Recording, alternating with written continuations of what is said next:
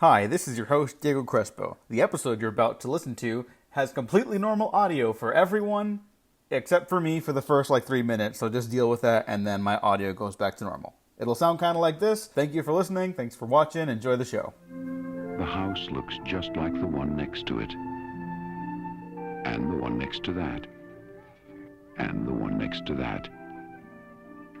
A young couple live in it. Give Ken a kiss. You are so obnoxious. With their 3 children.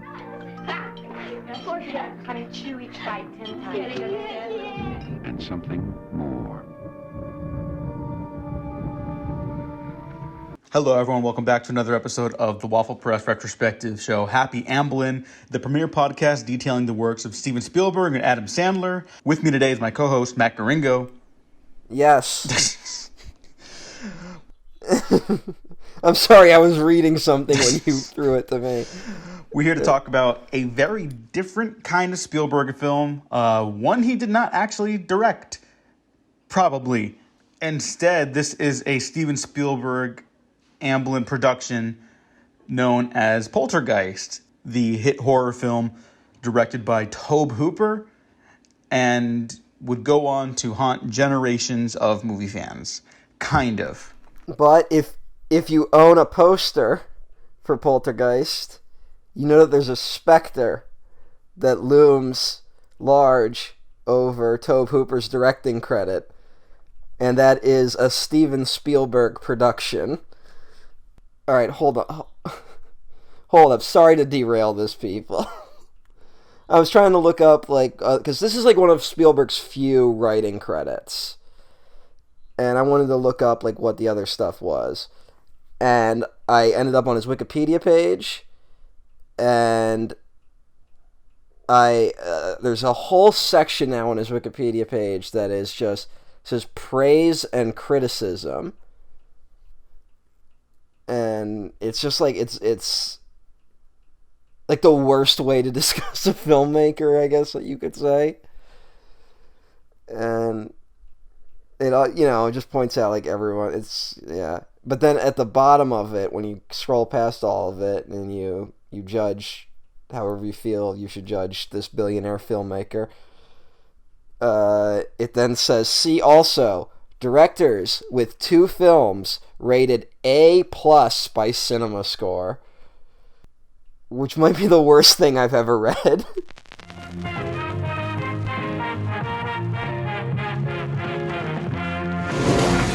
You son of a bitch, you moved the cemetery, but you left the bodies, didn't you? You son of a bitch, you left the bodies and you only moved the headstones! Now, Poltergeist is a film I haven't actually seen that many times in my life, and certainly not in a very long time, so I wasn't sure whether or not how invested I'd be in a rewatch, but I gotta say, this is a pretty great movie, and I think earns its reputation among classic movie fans. I was surprised how much I liked Poltergeist on rewatch, because I think the reputation of this movie is that it's not, it's scary when you're a kid. It's not really that scary, I gotta say. At least in my opinion.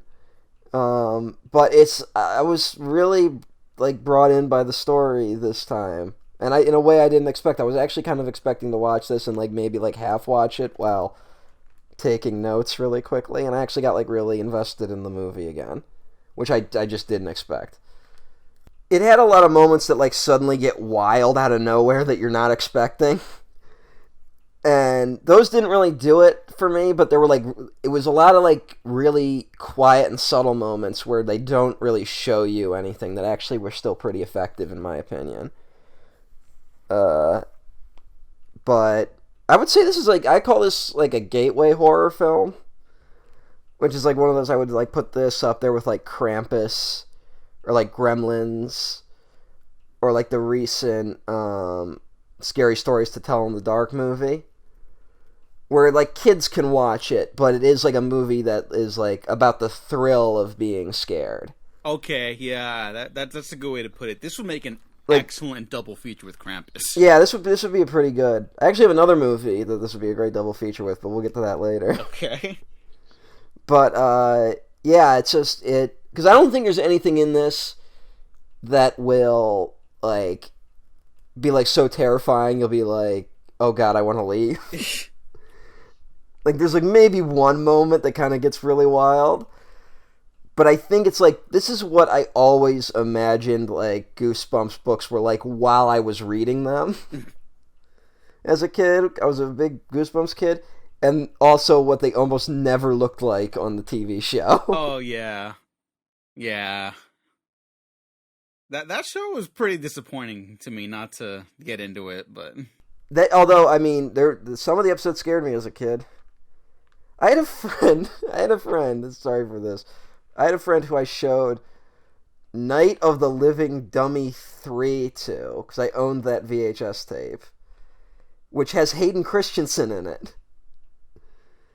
And my friend for years thought that movie was like considered a horror classic.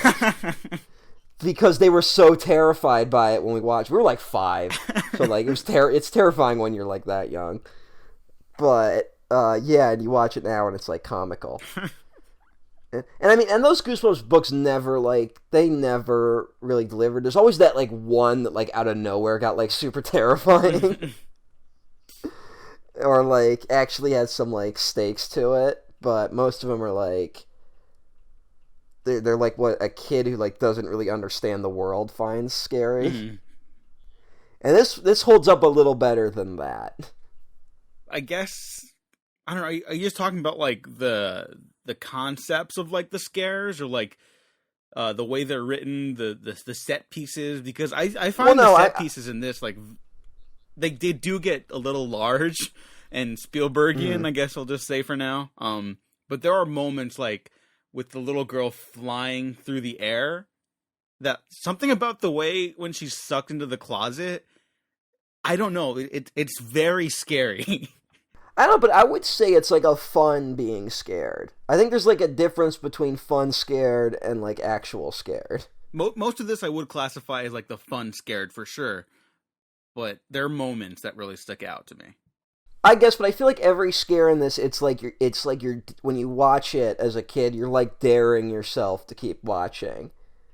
And you're like enjoying it, but it's not like one of those movies where like it's an endurance test. Like when I saw Aliens as a kid, as I've mentioned, and that's a movie that's like a white knuckler all the way through when you're a child. And like you're just terrified from like the get-go of that film. Even when nothing's happening, it's like you never feel quite safe. And this movie, it's always like you're kind of excited to get scared again. Maybe. I just didn't remember what happened to the family, so I was very concerned about their well-being, I guess. I guess that's the thing. I really like the family dynamic in this film. Yeah. I guess I went into this remembering that this is like one of those horror movies where no one actually dies. Yeah, if I had remembered that, I probably would have been better off. But or maybe not. Maybe this is the best way I could have rewatched it, you know? I guess, yeah, it's a lot fresher that way if you actually feel like everyone's in... That's the other thing. It just kind of feels like they aren't actually in danger, you know? Mm-hmm. Which I'm not saying like there's no tension. It's just you never kind of feel like... With a Steven Spielberg production over the title, even with like him getting like a child killed in Jaws, you never really believe that Spielberg's gonna kill this family. Well, also just that Spielberg never really taps back into that viciousness, you know? Like, yeah. He's gotten also, even further away from that. I would disagree. There's a viciousness in Spielberg films, in some of his later stuff, or like, and all throughout, he keeps like having these weird moments where like they suddenly get really like crazy vicious. But even then, like, he usually sets up like a foil who's going to be like a character that doesn't matter, who's like going to die if he wants to do violence. Yeah, you know, I'm thinking about some movies and I'm like, oh wait, no, he did go there. Like, yeah, never mind. But he will rarely like set up a character that like you really enjoy and then kill them. It happens a few times. It happens in really odd films. but it doesn't happen a ton of the time. Did something happen in 1941? Like, maybe I even missed something there. What do you mean? Like, I don't know. Did someone, like... No one, like, dies in that movie. Except maybe that farmer dude. Yeah, we don't... Yeah, Slim Pickens gets left in the middle of the ocean. We don't see his fate. Did the Ferris wheel people die? Oh, shit. We don't see what happened to them, huh? They might have... I don't remember. The guy's... That's a pretty dark joke where that guy is basically terrified the whole movie of being on that Ferris wheel, and then it blows up and rolls into the ocean. I don't know. Oh, no. I mean, that's very, like, cartoony, like, violence and death, too. But still. It kind of feels like how Tim Burton was like, Batman blows people up, but he's like a cartoon, so he's not really killing anyone. And it's like... Which is like, okay, Tim. But if you watch, like, Tim Burton's Mars Attacks, like, people just get, like, mowed down, like, over and over again, and, like, that's the joke. Which I also think kind of has some DNA with, like, that's a movie where it's, like, fun, like, how kind of nuts that movie gets. Oh, that movie clearly leans into the comedy more. Mm-hmm. But...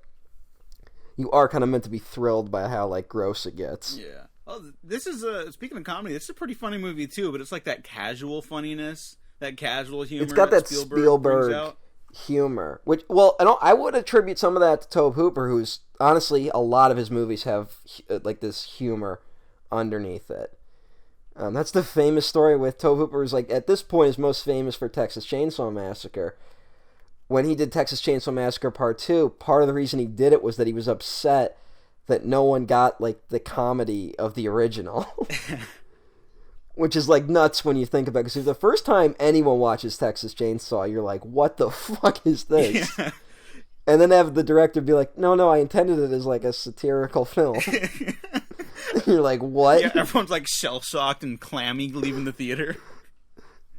Okay. So, I think there's some nice... Tobe Hooper humor in this. Like not too. Even the not to like I am gonna overtake your point, but not to overtake your point because I want to back it up. Also, is just like I took Gene to watch it like right after Tobe Hooper passed away. They showed it like at one of the L.A. theaters. Which one? Texas Chainsaw Massacre, the first one. Yeah, and he had never seen it, and he was just like fucking petrified because like it feels like a film made by the family in Texas Chainsaw Massacre, like you know? It was made by, like, crazy people. Yeah. Like, it feels like you found this movie. And, like... And it's like, oh. But for everyone else in the theater who had seen it, like, it was easier to get into the rhythms of, like, the awkward comedy from, like, the guy in the wheelchair and stuff like that, like, who just... Oh, yeah, Grandpa trying to club his last victim. Yeah, like, there are funny moments... But, like, when you're Or, like, the guy hitting the girl with the broom. Yeah, like, but when you're first experiencing that, you're just, like, you know, petrified and, like, stuck to your chair and can't even, like, breathe properly. So, like, I totally get it. No, I showed Texas Chainsaw Massacre to someone, watched it on, like, a big screen, and they reacted, like, very basically throughout most of it, but I didn't realize that it was, like, really deeply affecting them. Until we got to the dinner scene, and there's the part where, like, you think Grandpa's just a corpse, and then he, like, smiles for, like, half a second, and my friend just started screaming over and over again, what? Like, genuinely upset. And that's, like, kind of what that movie does to you in, like, the right settings. Oh, yeah, fuck, that movie's undefeatable. Yeah, I also had that with The Shining, where one time, which I have seen like dozens of times, and then one time I watched it on the big screen, and the moment they got to the room 237 scene, when the body gets out of the tub and just starts laughing. Oh fuck! Like I was like it suddenly hit me like just how scary that scene was. And it's like, that scene really, really scares me. Which, like, it always did, but, like, now I'm like, oh my god, that's one of the most terrifying things ever. Yeah. Poltergeist, yeah. Tobe Hooper did not come up with the story for the film, unlike Texas Chainsaw Massacre. Or did he? We will get into that. There's some debate, actually. Oh, okay. You know what? You're not wrong, but let's talk about the initial origins for... two films that Steven Spielberg had in mind. Because they started from one film, an idea for a film called Night Skies in the late 1970s. We got to go back even further. Oh shit, do we? Yes. Okay. When Spielberg was developing Close Encounters, he originally called it Watch the Skies, which is the line that is said in the movie The Thing from Another World, which is, the original thing. At the end of that movie, they're like, watch the skies, because that's the creepy ending, I guess. I don't know. And as that eventually turned into Close Encounters of the Third Kind, which I bet you the producers were fucking pissed when they found that he changed the name from Watch the Skies to Close Encounters of the Third Kind. But while he was working on it, he talked with UFOologist J. Allen Hynek.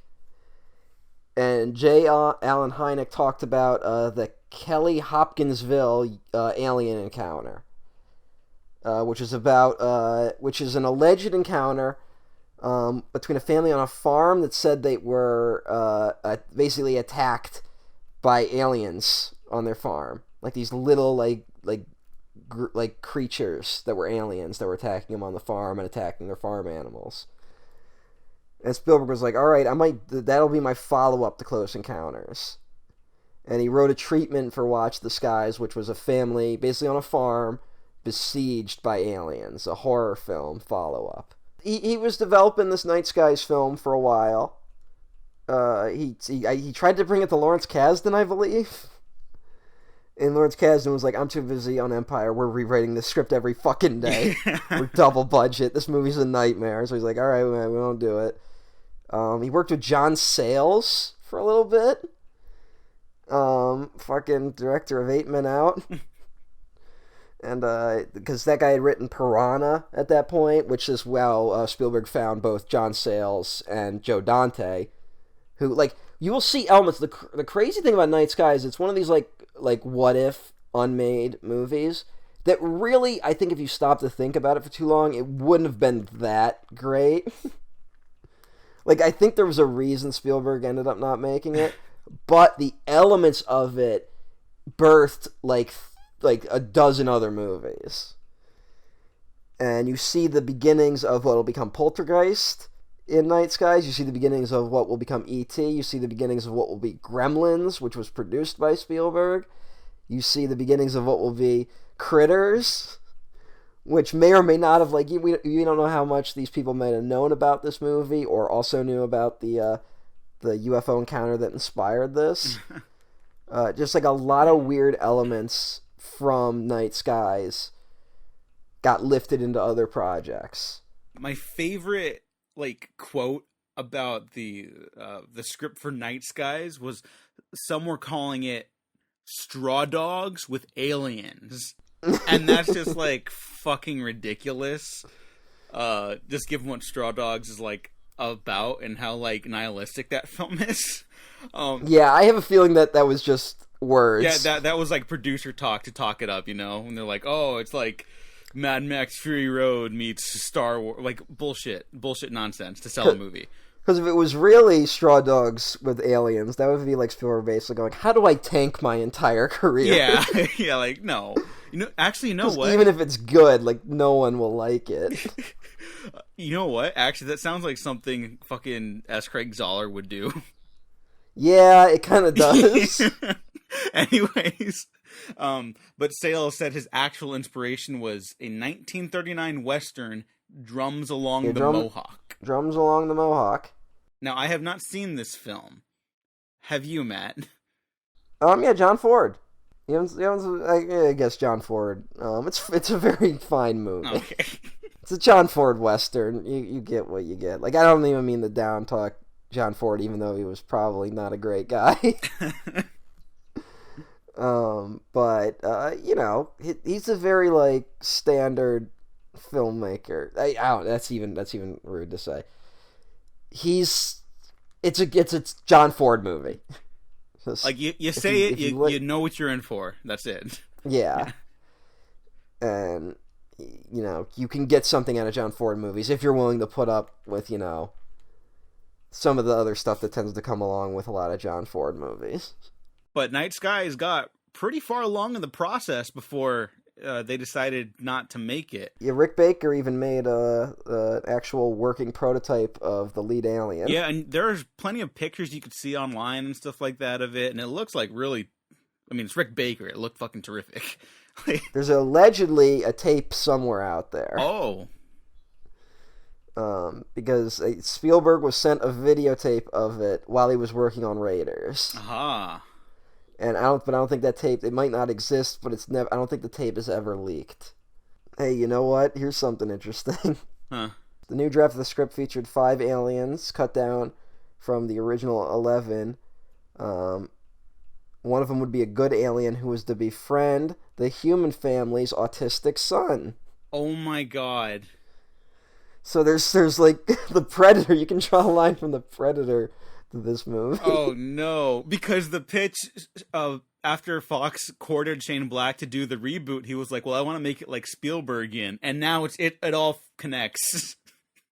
Now, hold on, remind me real quick. Was the autistic stuff in the original, like, version of The Predator, which is a movie that, like, from what we know, was, like butchered, like, multiple times over? Yeah, it was butchered in post-production. The autistic stuff was in there, but the third act, like, twist of it being, like, oh, the Predator wants the kid with autism. Yeah. Like, that's not why he wants the kid initially. There was they still do the dumb, like, oh, he's his superpower, right? That's what that is. Yeah. But it would have, like, led to him being able to understand Predator technology, and then they would have defeated, like, an army of, like, Predator mutants with, like, explosive collars. And then, because the kid would have figured out, the ultimate Predator would have been like, oh, he's the ultimate Predator because he, like, outsmarted everyone. And that's why he would have wanted him instead of just, like, wanting his spine. He has autism. Yeah. It's like they thought they could just make that work, and everyone was immediately like, what the fuck? Well, the original version sounds at least a little better. Oh, no, like, it's inherently, like, flawed because of that, like, that idea in there now, right? But, like, at least it would have been, like, I don't know, it would have been easier to overlook, I guess. You can at least get the vibe from some of the footage in that movie that there was, like, at some point there was a version of the Predator that, like, maybe treated the autism as, like very real. Like, and honestly, you know? And then by the end, it, like, just doesn't think about it. Yeah. That kid blows up a house. What a fucking weird movie. Oh, yeah. My favorite garbage movie of 2018. Yeah, it's, like, such trash, but it's, like... It's so watchable. That's one I don't where know why. Yeah, it's very similar to fucking Rise of Skywalker, where I'm like, oh god, I can see the good movie in here. Like, I can see, like, something in this movie, and it's like, but it just doesn't work as it is. Yeah, like, who cares about the JJ cut? There is, like, a legitimate Shane Black cut out there of the Predator, and I want to see it. Oh, yeah. So. Yeah, what the fuck, studio? That'll be something like 20 years from now we might see. Oh, yeah, no, it'll be another Alien 3 thing where, like, a decade after the movie released, everyone's like, oh, no, this version's good. I feel like that actually, I used to joke like that now, like, you can't really do it because of all the special effects, like, that you would have to finish. But now it seems like there might really be a Snyder cut coming out. Yeah, so... Like, that keeps getting, like, hinted at. And... You know, I have to imagine, maybe I'm just being too optimistic, but maybe it'll be easier to do special effects in the future. Like, and maybe you could finish them a lot quicker and cheaper. Yeah, I mean... Or you could just... Maybe. Or we'll all be in debt to major corporations and used as slave labor to finish all these movies. Isn't that what they did for Sonic the Hedgehog? Hey... Yeah, Night Skies didn't happen. It didn't happen. Inspired a bunch of stuff. Let's see, what else? According to legend, Spielberg was having a bad day, and he was like, I wish I had a friend. And that's when he kind of started thinking about the idea of, like, what if the alien was friendly? Which apparently was an element in the earlier Night Skies script, that there would be one friendly alien. Oh, that's right. And so Spielberg was like, let's do that. Mm-hmm. Oh, and this is when Spielberg... When Night Skies was still happening, Spielberg had hired Tobe Hooper to initially direct, right? He talked to him at one point. He was meeting with him. I believe he met with a few directors. But at some point he was developing it with Tobe Hooper, and Tobe Hooper, according to Tobe Hooper, he suggested turning the elements of Night Skies into a haunted house movie. And Hooper, he's not like confined by like genre. I don't think people like apart from like being like a fantastical like horror director, like he can kind of do like anything and everything, you know? It's kind of like one of his strengths, like Spielberg. They're not easy to fit into a box apart from like smaller flourishes with their characters and like well, style. Tobe Hooper was never really given that opportunity to like a lot of horror directors from that era.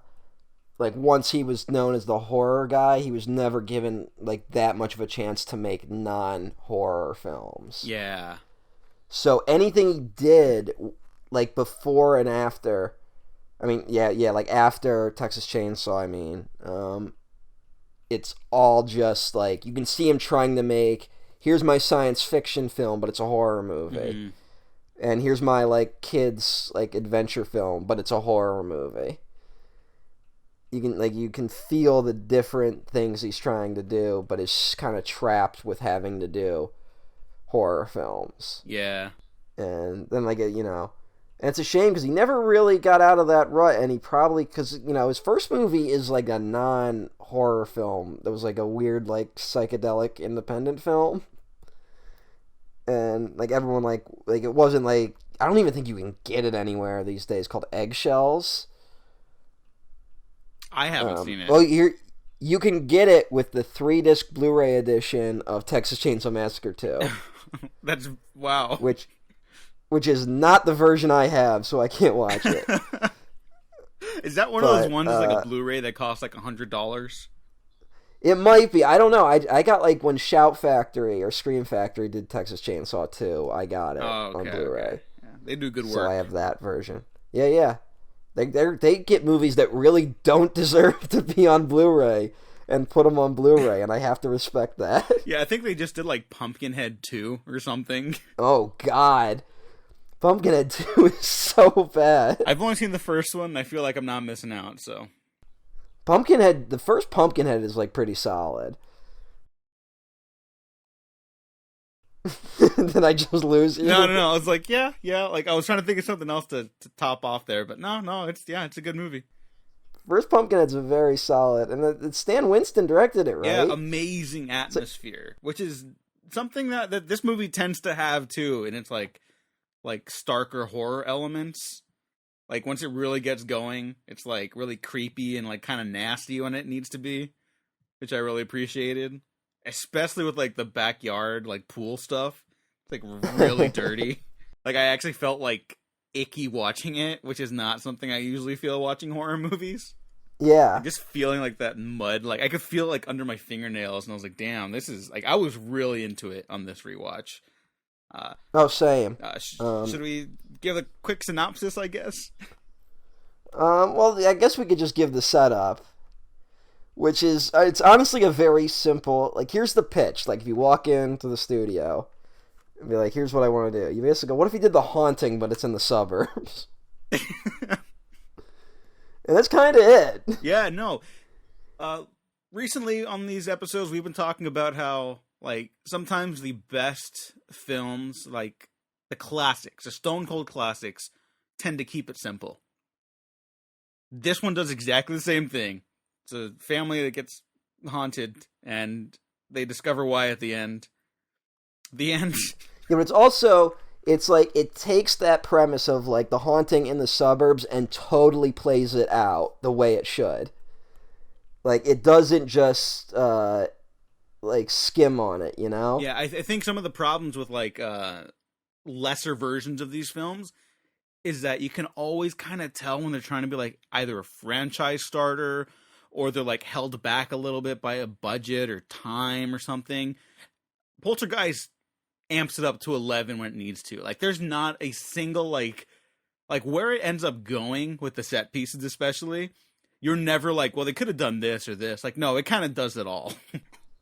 There's a little bit, there's a couple moments of that in here. Like, I think there's, like, a thing kind of holding this movie back from being, like, truly great. You know, like, one where I'd be like, oh, this is, like, a classic film. But not much. And I would just say, like, you also feel movies where, like, they have that great setup, and then they don't really know what to do with it. You see that a lot. I would point to, like, I mean, not to drag this movie, but I just saw Underwater. Which I didn't hate. I liked the movie, and I would recommend it. It's a good one to watch, like, late at night. I think it's a solid little horror film, but it's also kind of... They had a really good setup, and a lot of, like, interesting ideas, and they just didn't really know how to make them all come together. There was no follow-through on the ideas of it, except in, like, a very obvious way. Whereas here, it ends on kind of an obvious note, but it still feels like we took a journey that was worth it. I agree. All right. Listen to the episode I did on that movie with Gene and Richard Newby, where I liked it more than Matt, but would agree that the thematic ideas kind of needed a little bit of work, but solid creature feature. We can both agree that Kristen Stewart needs to fight more monsters in movies, though. Yeah, Kristen Stewart for sure. Jessica Henwick is really good in that, too. I did not expect her to make it as long as she did. There is honestly, that supporting cast and T.J. Miller. Like, not him, but... They're all very good, and I like you ended up liking those characters. Yeah, which is what I think helps. Yeah. In a movie like that, and this movie, I would say too, you end up liking this family a lot. Yeah, I will say that there is no moment as utterly vicious as the T.J. Miller death spoiler in Underwater, which I greatly appreciated. Yeah, that was a very good moment. Oh yeah, I like applauded in the theater to myself, but whatever. A lot of violent deaths in that film, but that one was oddly satisfying for reasons maybe we shouldn't go into. Yeah. But yeah, no, the cast in this film, which I had forgotten, Craig T. Nelson's the dad in this movie. Yeah, I love Craig T. Nelson. Fucking coach. Joe Beth Williams as his wife Diane. Yeah. Dominique Dunn as the eldest daughter. Oliver Robbins as Robbie, and Heather O'Rourke as Carol, the little girl who goes in the television. Yes. And that's like the image everyone knows, of course, from this movie, because it's like, how is that not an iconic image? It's like, well, it's the opening of the movie too. Well, also that. It's all you need to show. You just show that scene, and they're like, all right, you're in. Yeah. Because it's such an odd opening too, to be honest. No, because it's just like this creepy opening, and then it's like, hey, here are the suburbs. Yeah, it's almost like I think we talked about it a little bit in the Blade Runner episode, where like you mentioned how the editing is a little weird, and then like it eventually finds like rhythms in the weirdness. This opening is just weird. Like, yeah, no, I think, but this opening, it sets up. I think what a thing that this movie does really well is that it sets up a mystery without you even realizing there's a mystery for most of the film. You think there's a problem to be solved, but there's also this like mystery plot underneath it that you don't realize you're solving the whole movie. Mm-hmm.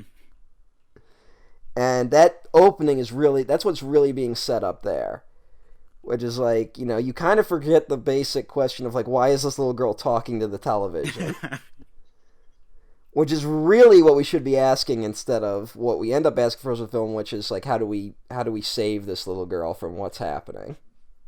Is this in California? It's like Orange County, California, right? Yeah, it's a like community. The beginnings of the cookie cutter housing. Yeah, place called Cuesta Verde, which is not a real place. Hey.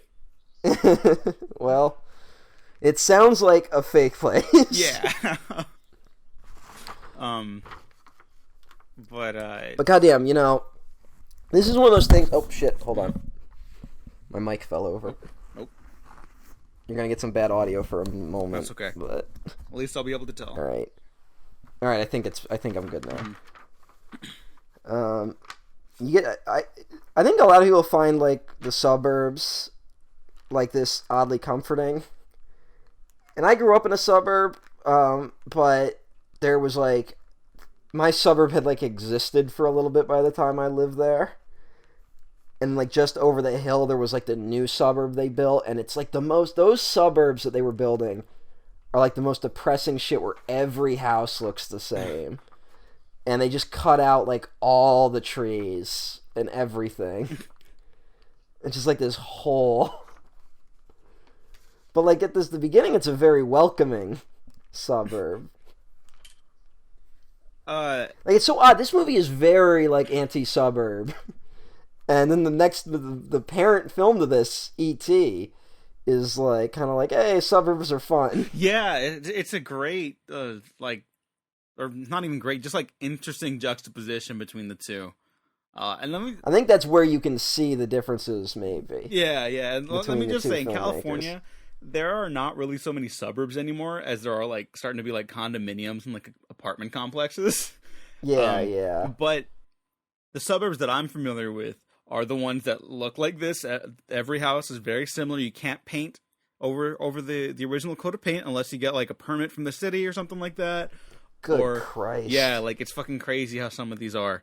For Lethal Weapon fans, Palos Verdes, that I actually know that community, and you cannot change like anything in your house. Otherwise you'll get like a fine. Good shit Lord. like that. So it's always the big government coming down on the little guy. it's just ridiculous. Yeah, I'm with you. I'm not crazy about this preordained housing shit. Someone remind me. I'm just throwing this out there for anyone listening. There's some children's book about a guy who keeps like painting his house ridiculous colors. And he's like pissing off all his neighbors. I just remembered it. I don't remember what the name of that book is. Please message me the name of that book if you know what I'm talking about. Because I wanna read it again.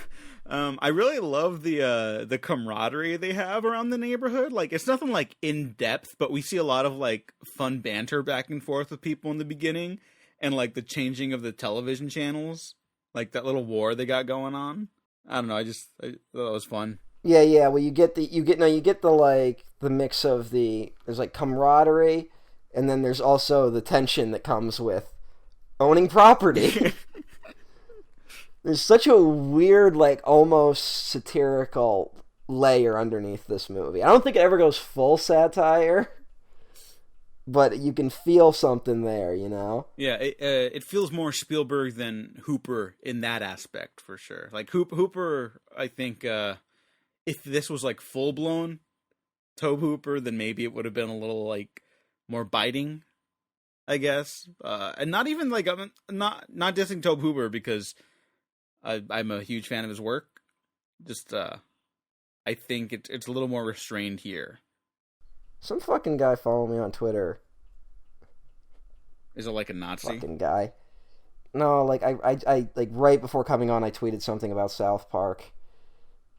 And there's a guy who follows me, and he's like, "Your first mistake is assuming that anyone who disagrees with you here is a reactionary." What the fuck? And I don't even know what. I don't know what point he's trying to make. This is why I don't follow people. But people don't like it when you're so mean fucking, to South Park. I'm so fucking reluctant to follow anyone back on Twitter, even people that like I enjoy, that like are real nice and like comment on things all the time, and I just don't follow them back. I like the DC fans that follow me. I don't follow Abby Phelps, and she sends me nice things a lot. Abby Phelps is the best, that's why. You know what? Leave this in. Right in this moment, I'm following Abby. Oh, okay. You didn't follow Abby? Yeah, I'm so like, I have so much where I don't want to follow someone, and then like a week in realize like, oh, I don't like this person actually. But Abby's been fine. That's the nicest thing you've ever said about someone on this show. Yeah, but you've been in that thing where like you end up like maybe talking to someone, then realizing like, oh, actually they have really fucked up beliefs that I've had to go on are private not a couple great. times, yeah. And then you kind of just mute someone quietly. I used to do that, and then sometimes it got a little intense, and I was like, "Oh shit, you shouldn't be online." You muted people. How would it get intense? We don't need to talk about it right now. We should go back to Nights, guys. Okay, this is relevant because we're talking about the tension between the two families. I've just had to block some people and make my account private a couple times. Just no biggie. Oh yeah, that happens every now and then. Yeah. You piss someone off because you're like a couple years ago saying what Birdman this or Man of Steel that, and now you're like, I don't care about that stuff anymore. And then they still find it. And then they start emailing you. So I've only seriously ever had I've blocked people like all the time, but I've only ever had one where like someone I've interacted with I ended up blocking. It's only ever happened once. Oh wow. And that's that, but that's also, like I said, because I don't follow people back on Twitter. It's probably for the best. Yeah, it's Twitter's a bad place. And I like to think positively about people. I don't want to realize that people are actually bad sometimes.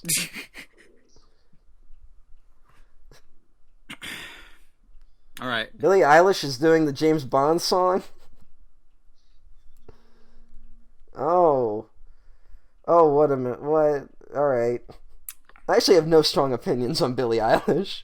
Yeah, no, she's a kid. I don't care. I had a friend who was like very angry about Billie Eilish. Oh, why? This is a child. And they It's a were just literal yelling child. at me. And they were like yelling like, I hate Billie Eilish. And I was like, alright. Like, I don't even know enough about him to be like, yeah. Like, I couldn't even defend Billie Eilish if I wanted to. I thought Billie Eilish was a man. I don't know why. And I felt bad when I found out it was a young woman. Hey, now. Yeah, so I was like, oh. That happens sometimes. Yeah, I was like, whoops. But either way, it's a child. Like, how do you have strong opinions about a child?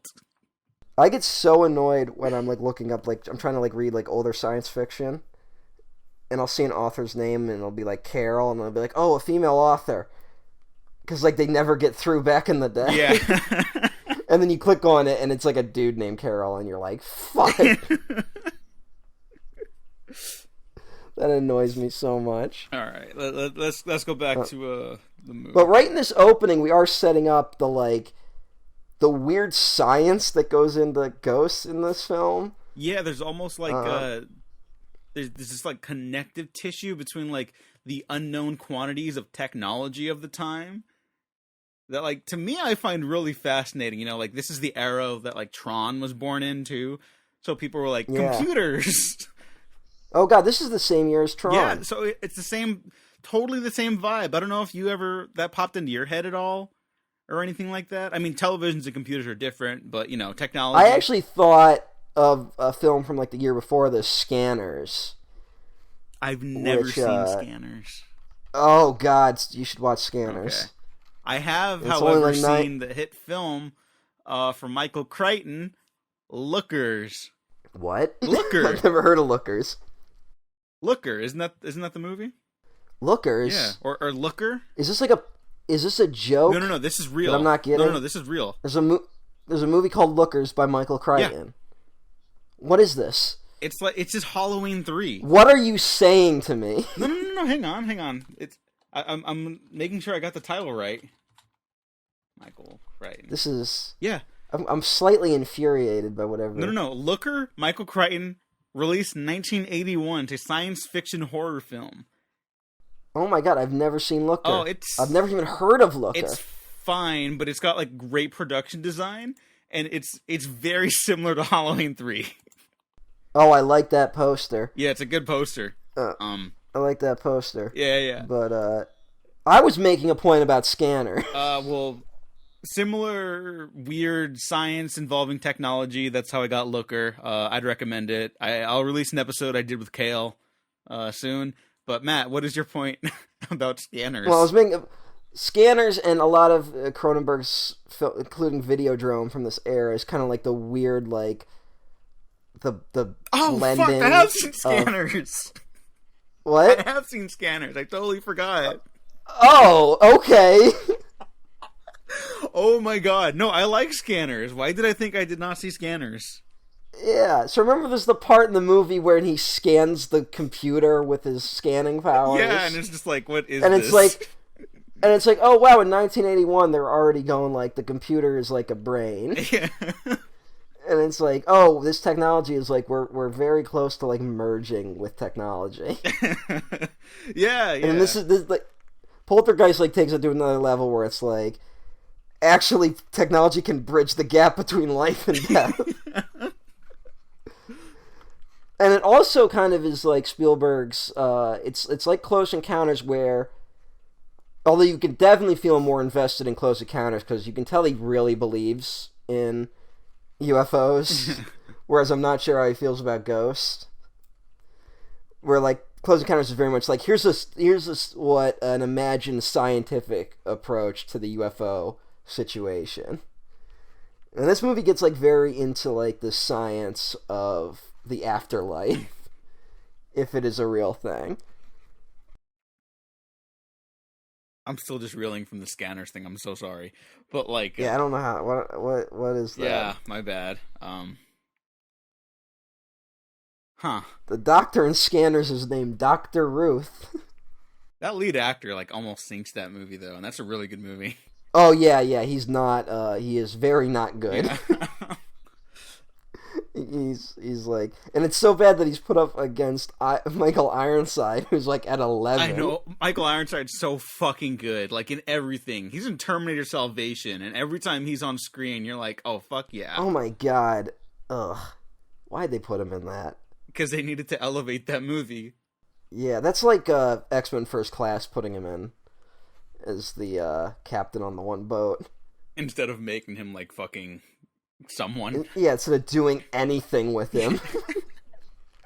Anyways, that's how useless. Yeah, we're letting him down. I don't know what the fuck. Yeah, well, they sucked his brains out. I love that. Starship Troopers. We're going all over the place, but this is actually kind of fun. Yeah. No. I kind of like this movie. Yeah, would you say it goes all over the place? No, but there's a lot in it. Yeah, okay. I would agree with that. This movie's swinging for the fences a lot. And I would say it also kind of knocks some stuff out of the park to not mix metaphors, but to expand them.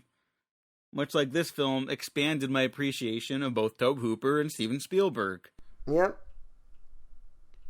I will say the one thing that like really gets you invested in this family really quick is the whole like the bird just died. Where they have to bury the bird in the backyard. Wait, was that a which bird? may or may not? I thought it was a fish. Why did I think it was a fish? She goes at the end of it when she's like all sad, like the little girl's sad, burying it, like giving it stuff where it's like for when he's lonely and when he's tired. And then at the after they bury it, she goes like, "Can I have a goldfish now?" There you go. That's why the fuck did yeah. But yeah, no, that's very touching and like you actually feel that, you know? I mean, did you? It's very relatable. Like you can remember like when you had to bury a goldfish or something like that. Yeah. Did you have fish when you were a kid? Yeah, and they all died. Yeah, like, yeah. No, we did not. I had I had tadpoles, and they all died like one by one over the course of a week, and I was so sad. So that one, I was like, oh, like that kind of brought me back for a second. I have maybe like one of the most traumatizing ones. All right. I had hamsters a lot. And hamsters like that. They passed away, a lot of them, and they never lived long. And it's always just sad. But the one time, one of the hamsters gave birth, which we weren't expecting. So we had baby hamsters, and we're taking care of them. And one night, someone left the door open to the room where they were in, and the cat got them. Yeah, that was a pretty rough one. Oh, I'm sorry. I thought I was I'm leaving be like out the the mom I'm ate gonna him or something, but no, I'm leaving out the details. yeah, thanks. But yeah, it's like, oh, that was a rough time. Oh, I'm sorry. And then I think I had one more hamster after that also got killed by the cats, and then I was like, I'm never having another hamster. Like that was like the line. No, one of the not nearly as bad, but like one of the tadpoles, like it's because some of them just died like in the water, right? Like I don't know what happened. One of them jumped out because it was becoming a frog, but it couldn't make it back in, so it was just like flat and white, and like I'll never forget that image. Yeah, that's pretty depressing. Yeah, I was heartbroken, but such is the circle of life, I guess. Oh yeah, life is this wonderful thing. Yeah. And death is certain. Yeah. See, this movie posits that if there is an afterlife, science would have found it by now. And we haven't found it by now. So guess what, folks? Well, hey, you know what? You never know. Yeah, you don't. And then when you die, you might not know anything anymore. Yep, so in a way, that's kind of a positive message to take away from the film. Sure. Yeah, infinite nothingness, that's fine. Infinite nothingness, but, we're all we got. Here's something I want people to know. You think you're fine with it until you almost die. And then you realize you were very much not fine with it. Oh, here's an idea. All right, so a premise where someone discovers that there is no afterlife, there's nothing before, there's nothing after, we're all that is, and so they try to create an afterlife. Hey. There you go. There's an interesting idea. I'm writing that down. But you can't prove a negative, that's the only problem. Even if you went like, I have evidence that there is, in fact, no afterlife, they'd be like, well, maybe it's just beyond science, those people. Of course. There's that movie, what's that movie where they prove there is an afterlife and people just start, like, jumping off buildings? Oh, I don't know. What the fuck? There was some movie, it's like a couple of years ago, I can't remember its name. It had, like, Robert Redford in it or something. That sounds like a pretty compelling idea, but, like, I've never heard of it, so it clearly didn't, like... I think like I fell asleep watching it, but I'm not even sure if it was bad. I just I remember being like, oh, all right, that's an interesting setup. And yeah, because that's that would it's if there is an afterlife, it's probably a good thing we can't discover it. Because then no one want to be here. Yeah, because then it would be like, what the fuck are we even doing here?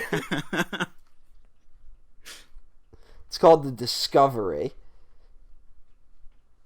Oh, is that the real title? Yes, it's called The Discovery. It was made in 2017.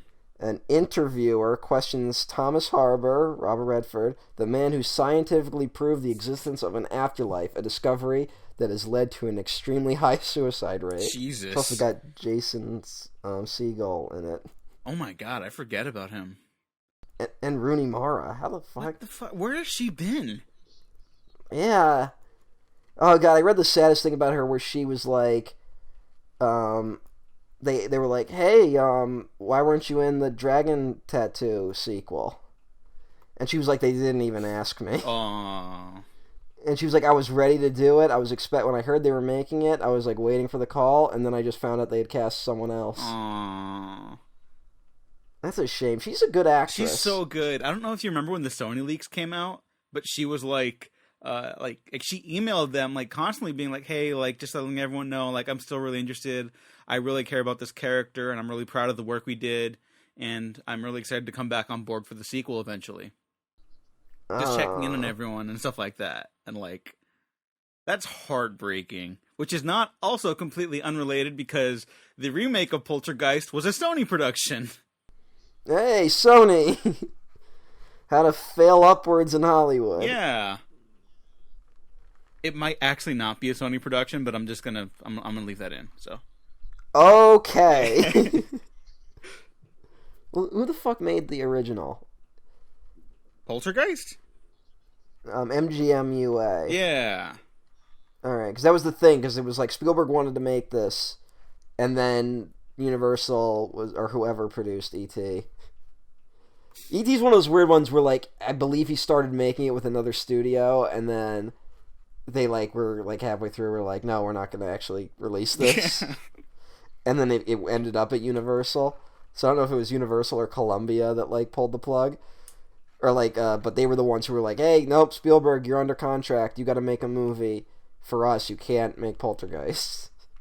And then he still kind of did anyways, potentially. And then he was like, I'll produce it and also be on set every day the whole time. No. According to, let me see, co-producer Frank Marshall told the Los Angeles Times that the creative force of the movie was Steven. Tobe was the director and was on the set every day. But Steven did the design for every storyboard, and he was on the set every day, except for the 3 days when he was in Hawaii with Lucas, as in George Lucas. And I don't know why, I was just like, oh, but those 3 days, like, those were important to sing out. Could just say most of the days. I'd say every day except the 3 days in Hawaii with George Lucas. Yeah, let's just remind you that Steven Spielberg's the most successful director of all time. Yeah, I guess. Just gonna casually throw that out there. I guess so. However, Hooper also stated that he did fully half of the storyboards, which is like 60% of the time, every time kind of thing, I guess. Yeah. And again, not trying to diminish anyone's work, because I think this is a pretty clear, like, instance of collaboration across the board, because you can see, like, bits and pieces of both. And the Hollywood Reporter also printed an open letter from Spielberg to Tobe Hooper during the week of the film's release in 1982. I'm going to read it right now. Regrettably, some of the press has misunderstood our rather unique creative relationship, which you and I shared throughout the making of Poltergeist. I enjoyed your openness in allowing me, as a writer and a producer, a wide berth of creative involvement, just as I know you were happy with the freedom you had to direct Poltergeist so wonderfully. Through the screenplay, you accepted a vision of this very intense movie from the start, and as the director, you delivered the goods. You performed responsibly and professionally throughout, and I wish you great success on your next project. End quote. So I don't, like, you know, it just seems like it was amicable. It never seemed like there was any bad blood or anything like that. So it's hard to tell, because the sad thing is, ultimately, no matter what the case was, Tobe Hooper ultimately ends up losing. Because in everyone's mind, either it was Spielberg's film, or that it was Spielberg working with, no matter how people slice it, they seem to view Spielberg as the dominating force. Which is unfortunate. So, after this, fucking Tobe Hooper goes to work for Canon Films. Yeah. I mean, it's not like this movie got him better, which, like, the dream probably was, oh, I'll work with Spielberg, and this will be my in to the studio system. I mean, we don't know. Maybe Tobe Hooper did not think that way, but you would, Or maybe he didn't even want it, but, at the end of the day, I think that's a very unfortunate truth that, like, just history speaks for itself sometimes, like, Spielberg went on to be Spielberg, and Tobe Hooper made Life Force, which, again, we are fans of, but... Yeah, it's the thing where he makes Life Force after this, he makes Invaders from Mars, and he makes Texas Chainsaw Massacre Part 2, which are movies I love. I love all three of those movies, but they all bomb. They all flop at the box office. And it's just, like, his career never... This is kind of the peak of his career in terms of success. Yeah, and so it's hard to, like, not imagine there was at least some tension, maybe. And also, he never worked with Spielberg again. Mm-hmm. This is, like, the first of the Steven Spielberg Presents movies, which will start to happen with stuff like Gremlins. It'll happen more with, like, Robert Zemeckis movies, where it's like Spielberg's on the poster, but it's actually directed by someone else. Yeah. And other directors seem to be able to find their space in it more, and Tobe Hooper apparently didn't. It just seems like it kind of came out to everyone thinking Spielberg had at least a very dominating hand in the movie. And if I was, honestly, it's not hard to imagine, because it's like, if I was Tobe Hooper, and my career's not exactly taking off, because Hollywood's prejudiced against horror filmmakers, especially of that era. Yeah. And you're like, oh, the most successful director in Hollywood of that time wants me to direct his new movie. Also, he's gonna be on set most of the time. Of course I'm gonna ask him his opinion. I want the movie to work. And clearly this guy knows what he's doing. So, like, it's hard not to imagine that, like, it probably felt fine during the production, and then maybe, like, no one could see how the world was going to see it. Mm-hmm. And I think it, unfortunately, because then also there's legal problems where I think the Hooper had to get a certain amount of money through the DGA because of Spielberg's involvement. And it's also like the thing where it's like the studio very clearly wanted to be like, we have a Spielberg movie, and they didn't really give a shit about Tobe Hooper. Yeah. And it was like, we can't advertise that this is from the guy who did Texas Chainsaw Massacre.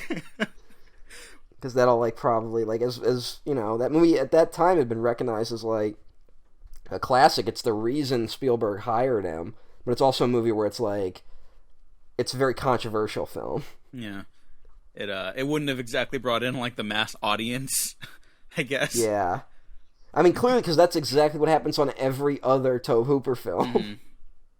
Where it's like, Tobe Hooper, the guy who did Texas Chainsaw Massacre, and it's like, oh, I'll pay however much a movie ticket was to see a movie that will ruin my weekend. Which, unfortunately, like, none of his other films really are. Yeah, like, it's kind although of Texas Chainsaw one. Massacre 2 does get pretty gnarly, but I mean, like, the vibe of that film, the tone is so different already, you know? Yeah. Like, it fucks you up in, like, it's gonna sound weird, like, in a fun way, because, like, it's a comedy. yeah. So. Yeah, it is, and that's also a problem where, like, studios never know how to advertise horror comedies. But this is also, I mentioned that this movie would be a good double feature with another movie. That movie would be The Thing from Another World from 1951, which is credited as being directed by Christian Nyby, Nyby. I don't know how to say that last name. I think you actually got it right. Christian. No, you know what? Christian Nyby. I remember because there's a John Carpenter interview whenever he talks about his remake of The Thing. He brings it up. Mm-hmm. But that movie was produced by Howard Hawks, and it feels very much like a Howard Hawks movie. And the legend about that one is kind of like Howard Hawks was like, I want to make a science fiction movie, but they'll never let me make a science fiction horror movie. So I'll kind of like ghost direct The Thing from Another World. And of course the director says like, no, I didn't do that, but of course I listened to Howard Hawks. He was my mentor. I wanted to make a movie as good as him, so of course it feels like a Howard Hawks movie. And then when people talk about The Thing from Another World, they go, Howard Hawks is The Thing from Another World. Mm. And people have a difficult time pronouncing Christian Nyby's last name. It's an odd similarity. Yeah, if I could just read one last quote from director Mick Garris, who was also a publicist on the original Poltergeist and former film journalist before he became a filmmaker. He, after Hooper's passing in August of 2017, Mick Garris came to Hooper's defense on his podcast, Post-Mortem. Tobe was always calling action and cut. Tobe had been deeply involved in all of the pre-production and everything, but Steven is a guy who will come in and call the shots. And so you're on your first studio film, hired by Steven Spielberg, who is enthusiastically involved in this movie. Are you going to say, stop that, let me do this? Which Tobe did.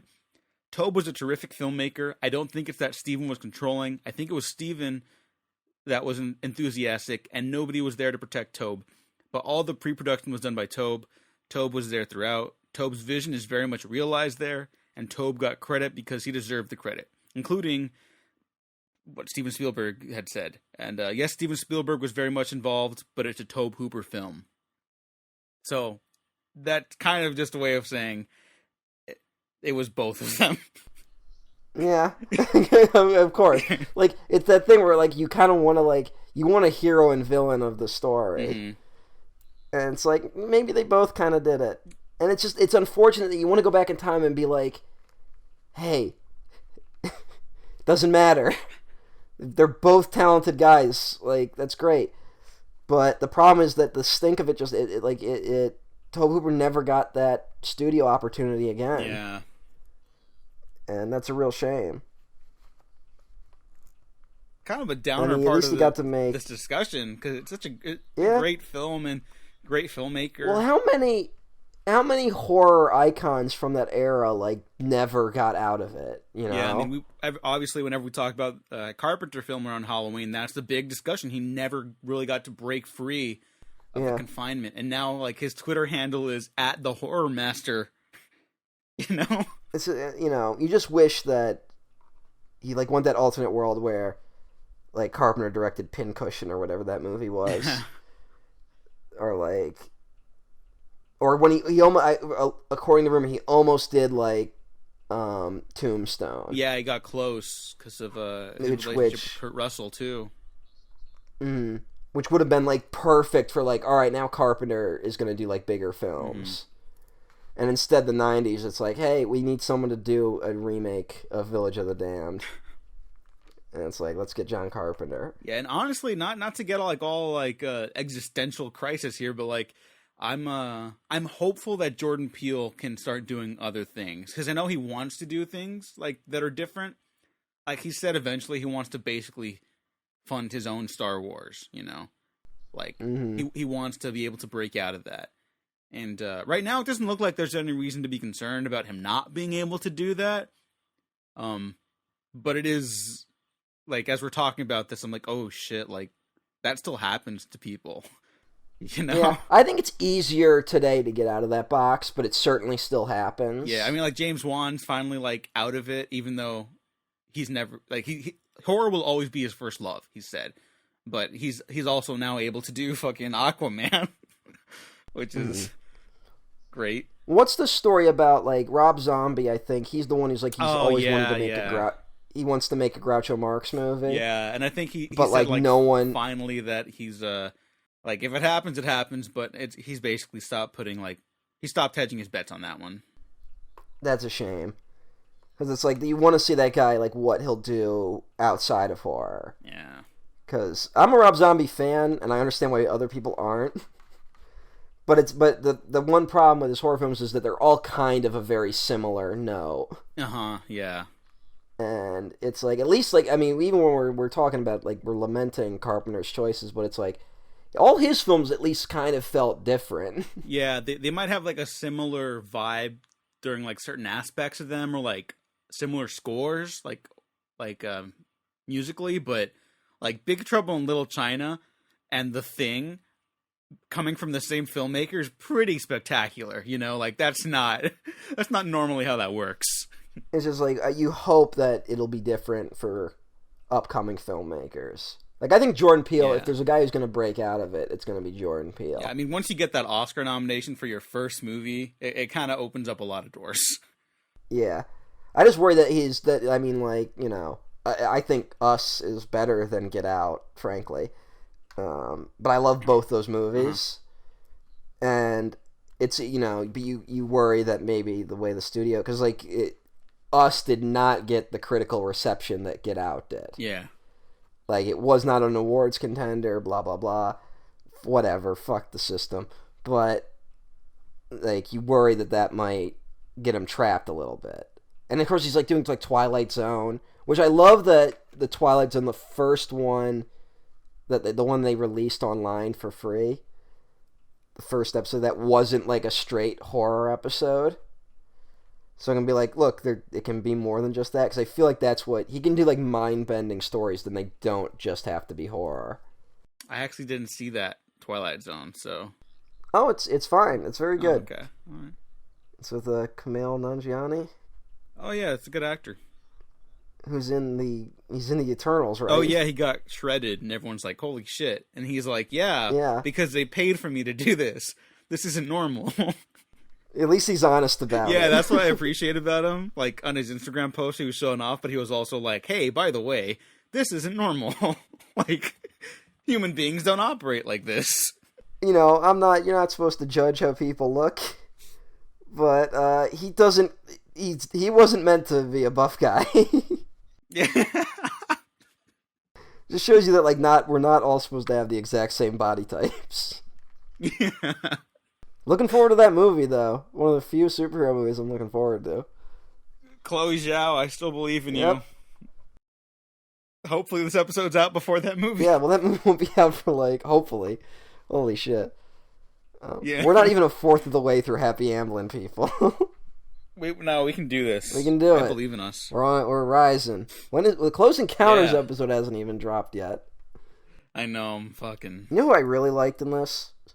Jo Beth Williams as the mom. Oh yeah, she's I great. really liked her in this. Yeah. Where she's just like, first of all, she just like plays a very good like mom, but also like when she starts noticing the poltergeist activity, how she immediately jumps into problem solving mode. And is doing like actual... Yeah, like there's a genuine like mystery thrill going on here. But it's like, first it's like, you know, she's having fun with it, where she has like genuine interest in it, whereas Craig T. Nelson is very much like father knows best, but is also like the most out of his depth of any of the characters. Oh, completely. Like after the daughter goes missing and he just has these sunken Yeah, eyes. he's just like the defeated man. Which, not to get into like gender politics or anything, but I've seen a lot of families when they go through like crisis, that seems to be the case. Where like the mother like rises to the occasion and the father's like, I have not prepared for this. I don't know what that's about. I think it's Spielberg's smart enough to recognize that the family dynamic, you know, like the portrait of like the classic American nuclear family is that the father knows best. He understands that that's not always the case, and I think that also makes his movies more interesting. Mm-hmm. You know, I should also mention another moment where this movie like edges on satire. There's a scene early on where the parents are smoking pot in the bedroom, and the camera's doing like a slow like pan around the room, and we slowly reveal that the father's reading a book about Ronald Reagan. It's like the man, the legend, Ronald Reagan. And it's like, whoa, hey. That feels like a Hooper choice. yeah. Because, I mean, Spielberg's never got to, like, even, like... as far as we can tell, politics do not exist in the Steven Spielberg universe. Not that his films aren't political, it's just, like, there's never even a mention of, like, political philosophy. Yeah, it's always, like, moral philosophy. Like, the only time it's ever happened is in, like, Lincoln. And then, like, even his movie about the Nixon administration feels oddly like it's trying to be apolitical. Yeah. Which, you know, that might be one of the problems with that movie, but that's, like, a year from now, so... Yeah. Yeah, he's a very... not even cut and dry, but he's very simple with his, like, film quandaries, I guess. Like, the obstacles that will come up in his character's ways, you know? Yeah. Like, on the path that they have to traverse. Well, he understands that, like, the thing that's going to keep us invested in this movie is that we're going to care about what happens to this family.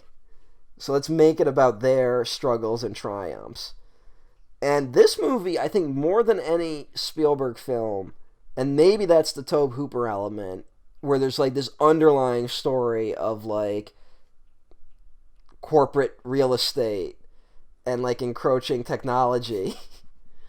And just, like, how, like, we are, like, even from the afterlife, you can't escape from some of the machinations of American society. Like, it's all very much, like, subtext, but you never get that in other Spielberg movies. Like, the closest you kind of get is, like, and this is not supernatural, but it might as well be, Jaws. Just because of, like, the confines of, like, Amity Island and, like, the mayor so insistent on, like, keeping the capitalist machine, like, turning. Yeah, but that's even, you know? Even in that instance, it's much more akin to, like, the guy in the monster movie who's like, there is no monster. Oh, yeah, no, totally. But it is, like, one of the big, like, conflicts of the film. And, of course, there's always elements of it in his, like, I mean, like, you know, Close Encounters has the government cover-up, which is, like, 70s paranoia. But it's never, like, you can tell that Spielberg's never making his movie about that. Yeah, and Poltergeist, that's the climax of the film, you know, the you only move the headstones! Yeah. You know, oh, fucking Craig T. Nelson just owns that shit. But yeah, I mean, that, like, that imagery of, like, just to, like, hop there for a second, of, like, the literal corpses shooting out of the ground of American suburbia, like, that's fucking amazing. Well, everyone talks about Poltergeist. I mean, everyone talks about The Shining and being like, hey, the movie's actually about genocide.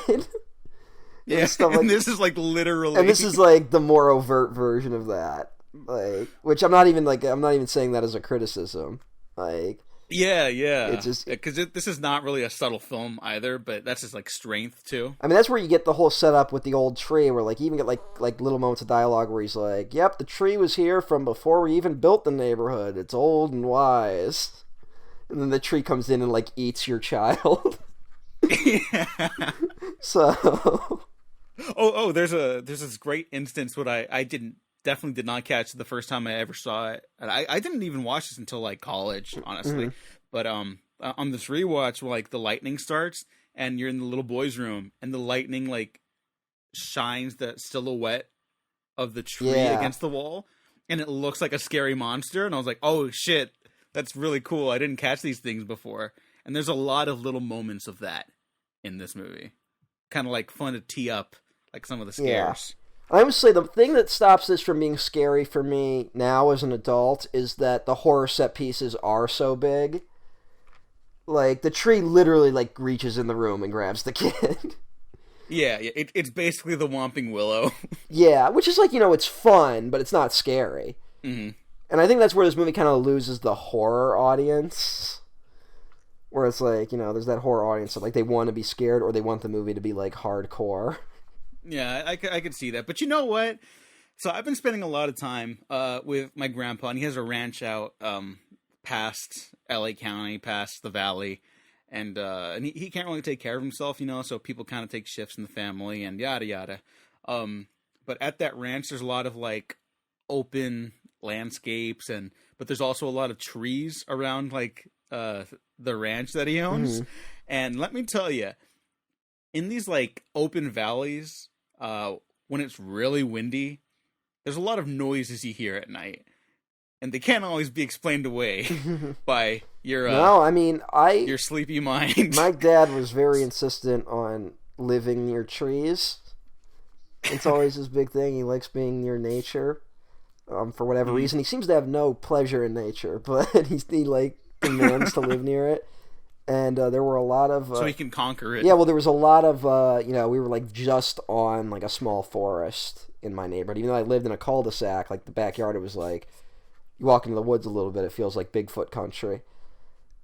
And that was scary as a kid. I'm not saying, like, the fear of the tree is, like, unrealistic. I'm just saying that the tree in this movie, when it looks like a monster tree. Yeah. Like it's okay, yeah, I could see that. It's not like a subtle thing in any way. Which again, it's more of just like a fun scare, but then an actual scare.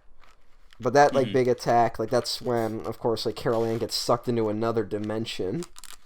Yeah. Which is also, I think, that's the moment where you're either with the film or not, because that's what the movie's going to be about.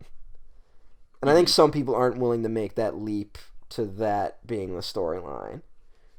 And I guess I kind of get it. I mean, that's honestly, with all those Conjuring films, there's always like that moment where like the plot really kicks in, and they never make that. Like, I can never make that leap with any of them.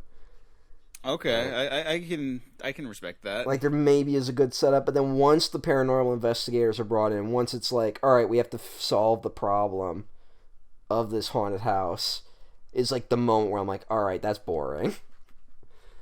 And here it works for me. For whatever reason. Here, you know what? I think here's a big difference, because I am a fan of most of the Conjuring movies, even though I hate that I just refer to them as the Conjuring movies, too. Like, I got beef, don't worry. Like, I'm never watching that La Llorona movie, because that just, like, good lord. I could just tell they fucked it up so bad, just from, like, that one trailer. But anyways. Did anyone see that movie? Here, apparently not, but they gave him the third Conjuring movie, so who fucking... What do I know? But anyways, I think the difference here in Poltergeist is that it's the family dynamic that's at the forefront of it. Yeah. Still. Like, it's still about those characters. Like, because when the investigators come in, even when it's played by, like, great actress Lynn Shay in, like, Insidious and shit, Like, they kind of overtake the movie, and it becomes about, like, the procedural aspect as opposed to the family dynamic. Like, they kind of try to weave it back in, like, I'm a big fan of the first Insidious. I think that's a really great haunted house movie. That one kind of loses a thread for a moment when Lin Shaye comes into the picture. And then at the end, then it's like, oh, it's the relationship between the father and the son and the family unit again, even though it's still basically the father and the son. Mm-hmm. Here, it's still about every member of the family trying to get the daughter back.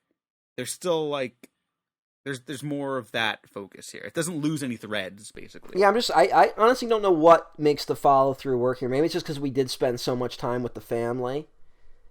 And that other than that opening, like, nothing scary really happens until, like, there's, like, the chair scene, which is actually a really good little, like, scare moment with the chairs being stacked on top of each other. The paranormal investigators are actually kind of fun, which is, like, never the case in these type of movies. Yeah, like, I mean, I just went on a whole rant about it, but, like, yeah. You know what I think, here's what I think makes them work. Whenever these paranormal investigators come in these movies, there's always that thing of, like, crazy shit has gone down, but, like, one of the family members is still like, I don't believe in no ghosts. And, like, has to be the skeptic, and then the paranormal investigators come in and be like, oh ho ho, you clearly have to just believe in the spirits. Which is never fun. Mm-hmm. And it's also like, then they do that Einstein quote where it's like, they misunderstand Einstein, where he was like, Einstein said science couldn't prove everything.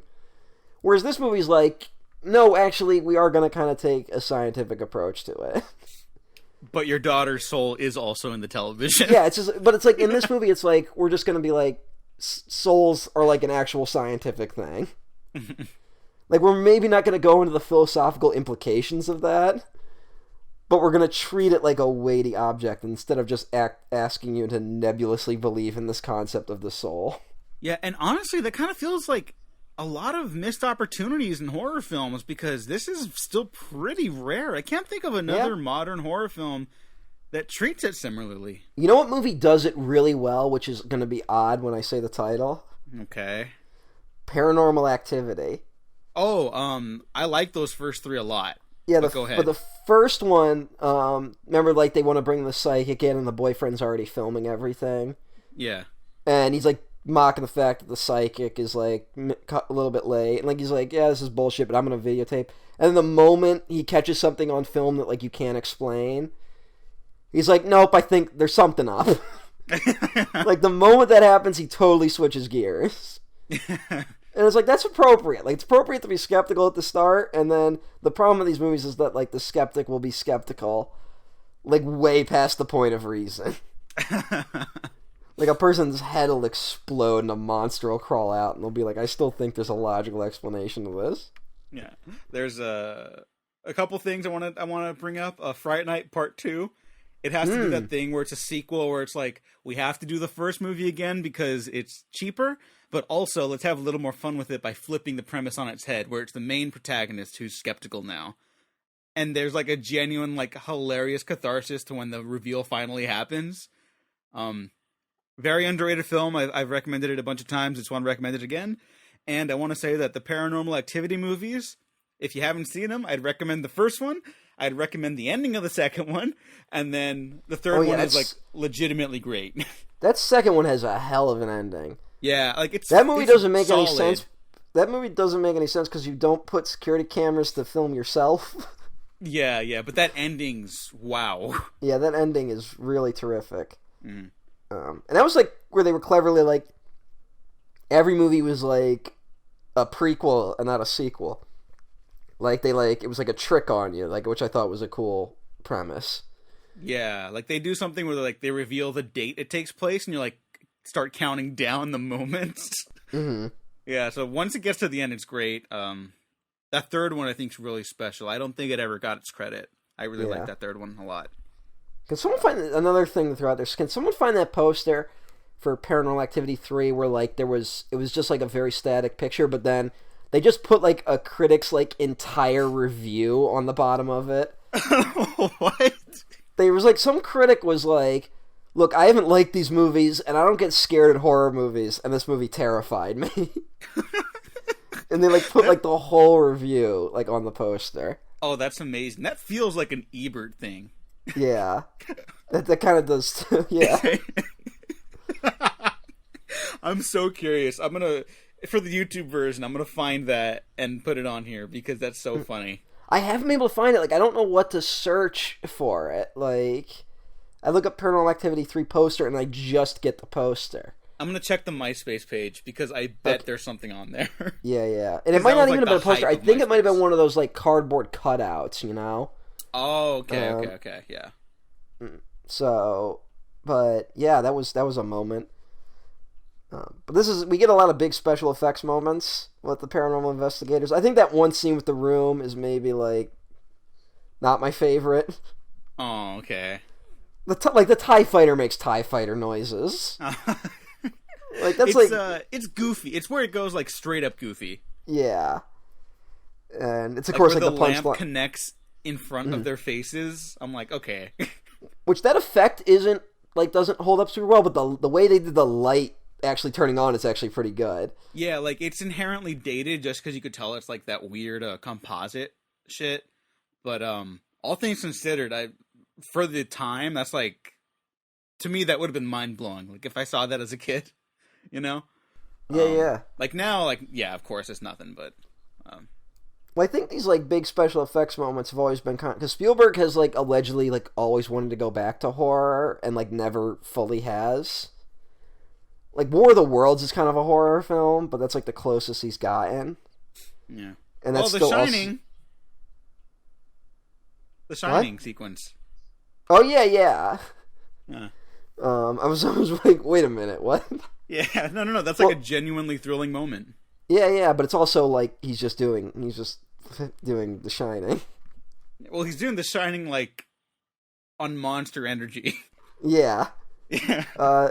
The Shining sequence in Ready Player One is better than the Return to the Overlook in Doctor Sleep. Anyway. Holy fuck. For years, he was trying to get something with Stephen King made. I believe Spielberg came very close to doing The Talisman, which is more of like a fantasy adventure horror book that has never been adapted. And he's also... They were working on like a haunted house script in like the late 90s. And according to King, he wanted more horror and Spielberg wanted more like set pieces. And so then they ended up just being like, let's not do this. And I think some of the notes from that got turned into Rose Red, which is Stephen King's like, hey, remember how I did The Shining? Here's that again. But it's even closer to The Haunting. Oh, okay. I'm unfamiliar with that one, actually. You don't need to see it. It's like a mini-series he did. And you know, I'm actually kind of glad because I feel like Spielberg and King would kind of lean into their worst tendencies together. Yeah. And maybe that's for the best. I don't know, but like to me, the best Stephen King works are when the director's voice dominates his material. Mm-hmm. Because you can't... Like, the only guy that can do Stephen King adaptations straight is Frank Darabont.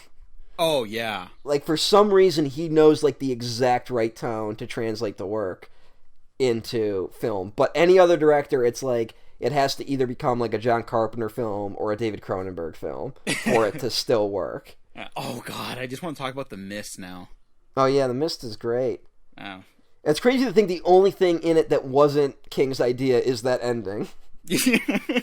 Which is, like, nuts. It's so good, but yeah. That feels like a Stephen King ending that, like, every studio would be like, yeah, we can't do this. What studio agreed to that? I have no idea, but... Let's give kudos. Let me look it up.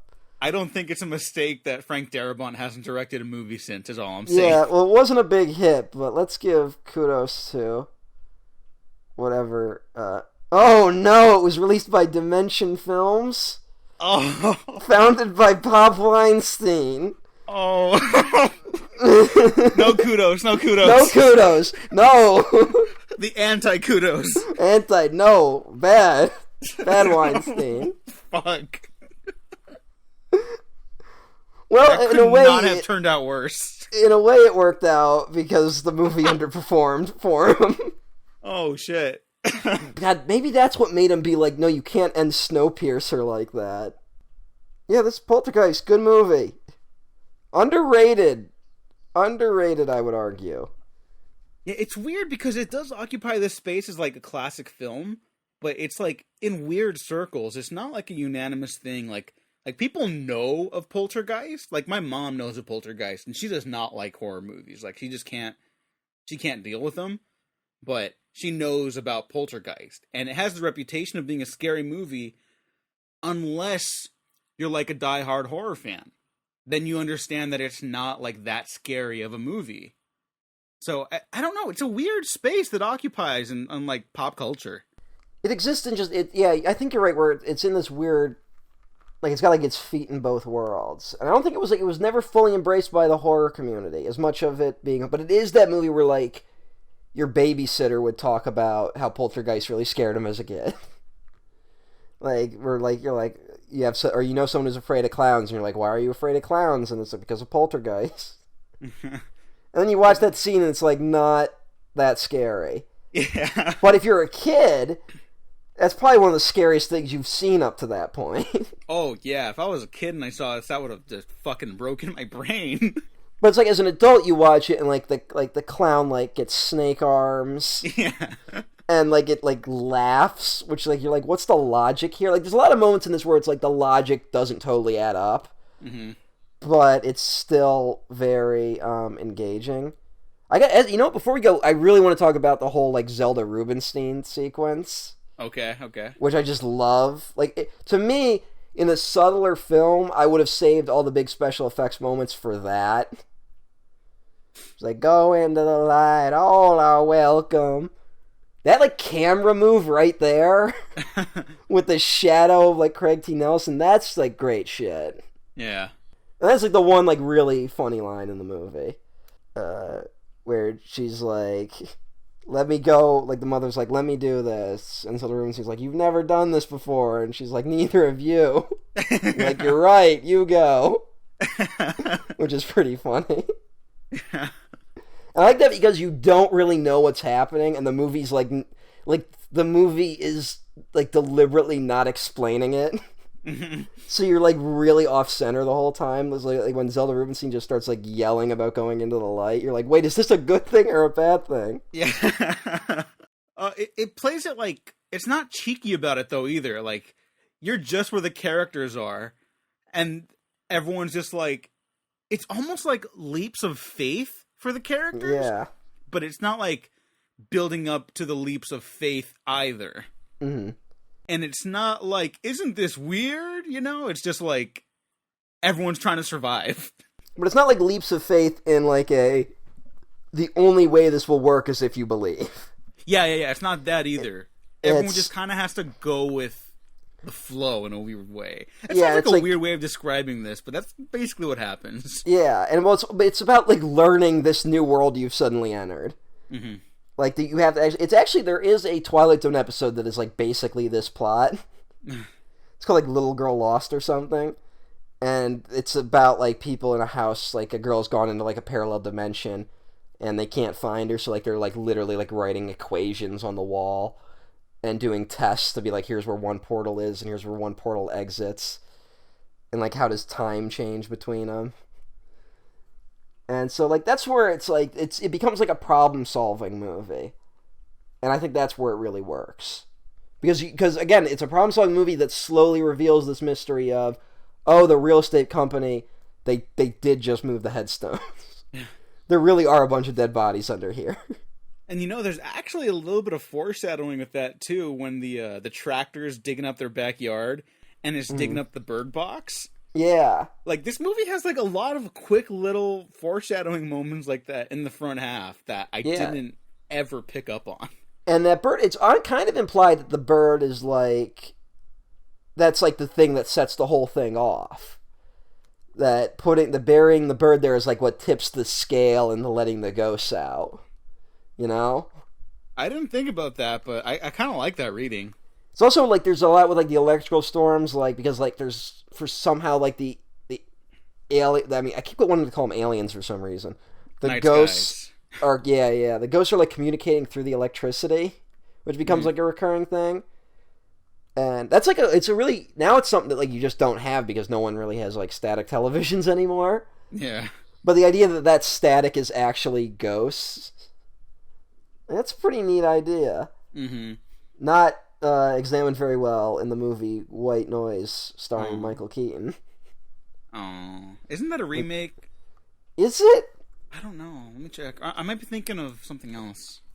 Let me see. Regardless, it is just not good. I think that movie's more about EVPs. Oh, okay. Which is, no, it is not. Oh, it is not a remake. What is it? What the fuck? What am I thinking of? Did they remake White Noise? It might have. That sounds like something that would happen. Oh. But yeah, there's a lot of stuff with like light in this that I find real, like just like the use of lighting, but also like the recurring theme of like electricity. I mean, it's even that one scene where they're standing on the guy's porch, and I can't tell if it's implying that like because their house is haunted, they're being attacked by bugs, or if it's literally the dude's light that's attracting the bugs. I would say that it's probably like supposed to be implied like that it's about the haunting that's happening. Yeah, but the haunting is the light. Huh. Like your light, like the light is, and there's all this talk of like the light and go into the light, and that they're being pulled between the two lights. And then there's the very like casually thrown out there that the reason why Carol Ann, the little girl, is the one that gets sucked into this other dimension, and is the force that all these like ghosts are like being attracted to, is because she was born in the house. It's like one line thrown out there and never really examined. But it's a moment where it's like, oh, that's why she's got like this extra thing going on. Yes. It's like Manifest Destiny is polluting the afterlife now. I mean, hey, that's a fucking hell of a statement, you know? Yeah. And, I mean, I was praising it earlier, but, like, that ending is so fucking, like... Yeah. I'm in love with just how balls to the walls that ending becomes. Yeah. With the graves popping out of the ground, the house imploding on itself. You only moved the headstones, son! Like, oh my god, it's so good. Ending. Because also an ending where it's like... Because we'll get into the sequels in a minute, because I do want to talk about them. But it's kind of like the ending where it's like, oh, now this real estate company's not going to be able to cover up what happened here. Uh-huh. But there's that great moment where the guy is like up on the hill, and he's like, yeah, you know, the father's like, yeah, it was great, you know, when we first got the house, but now it's like a valley, and we're in the middle of it. He's like, well, how about we move you out here? And it's like, that's like the American mindset in a nutshell. Yeah. Where we just like keep moving to different places and abandoning the old places. But you can't just move the headstones. You can't just wash over America's past. Poltergeist. You son of a bitch, you moved the cemetery, but you left the bodies, didn't you? You son of a bitch, you left the bodies and you only moved the headstones! You only moved the headstones! Why? Why? This movie, the movie never really examines what there, because there's this talk of how there's a beast in this other dimension, and we never really learn what that is. Yeah, it's almost like a tangential thing, you know? Yeah. Even though it's kind of made into a bigger thing almost. Well, I think it's like almost meant to be like an inhuman thing that has been brought about by what the events going on here. Mm-hmm. Like, you shouldn't see it as real. But the sequel, Poltergeist 2, The Other Side, I believe it's revealed that underneath the cemetery that was that they didn't move the bodies. There was a burial ground, not an Indian burial ground. Although I do like that this movie makes a very clear line, being like that they're basically playing off the Indian burial ground idea, just to bring it back to the whole idea of America. Yeah. But this one reveals that there was a cult leader that, like, Jim Jones type, that had a bunch of followers and led them into the desert, and they all died in, like, this hole. And he's the malevolent spirit. Oh, okay. So, like, this force is, like, was deliberately trying to keep these forces trapped here. Not really sure how I feel about that, but hey. Yeah. For some reason, H.R. Giger designed some of the creatures in the second one. Whoa, really? Don't get excited, because there's barely anything in it. Oh. There's like a scene where like Craig T. Nelson like vomits something. And I don't know, that movie, if there are interesting creatures in it, I do not remember them. Oh, that's too bad. And then Poltergeist 3 takes place in like Chicago. Yeah, they're all like different, like Americana settings, right? Like the first one's the suburbs, and the second one is like somewhere else. Yeah, well, the second one is still like suburbs. Oh, okay. But then the third one's like, what if we took it to the city? And they filmed it in the John Hancock building, the Chicago John Hancock building. Mm-hmm. Which I believe there's like something weird about that, where it's like the movie's like on like 666th Street or something like that. There's something with like 666 associated with that building. Oh. Because this is where, just like for people who are curious, there's like the infamous Poltergeist Curse that hangs over these movies. Which is because, I mean, a lot of the people involved in these movies have met unfortunate circumstances in life.